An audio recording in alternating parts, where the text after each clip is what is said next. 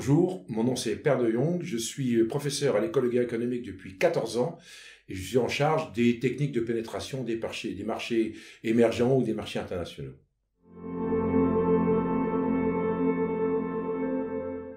Donc le cours que je fais depuis 14 ans est un cours qui est dédié aux professionnels et surtout je le fais en deuxième partie de scolarité parce qu'en fait j'interviens sur les étudiants qui ont déjà été préparés et formés aux techniques qui sont apprises ici à l'école de guerre économique.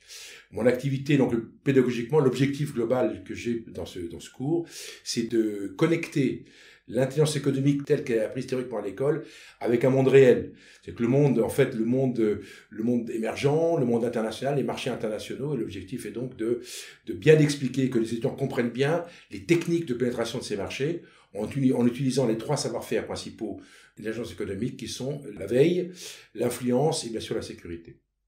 Mon cours est basé sur deux plans.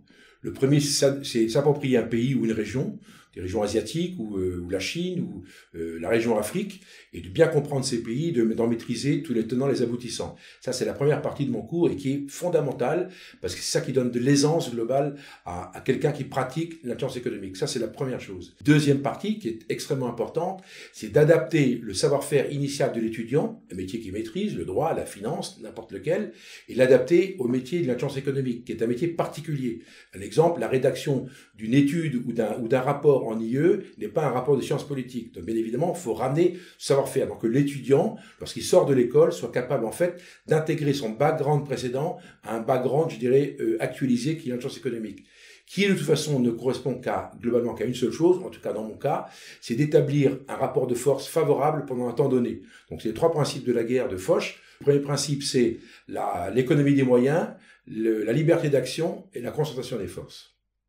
Donc, pour ce faire, pour acquérir cette connaissance de zones compliquées, qui certaines sont également des zones dangereuses, je pense en Afrique particulièrement, dans le Sahel, etc. Donc, bien évidemment, il faut maîtriser. Et maîtriser, donc s'approprier. Et pour ce faire, on travaille sur des archives, des bibliographies, sur Internet, bien évidemment, et on couvre l'ensemble de la palette des moyens qu'on peut vous donner pour apprendre sur un pays. Mais c'est central. La notion culturelle, elle est totalement fondamentale dans notre métier.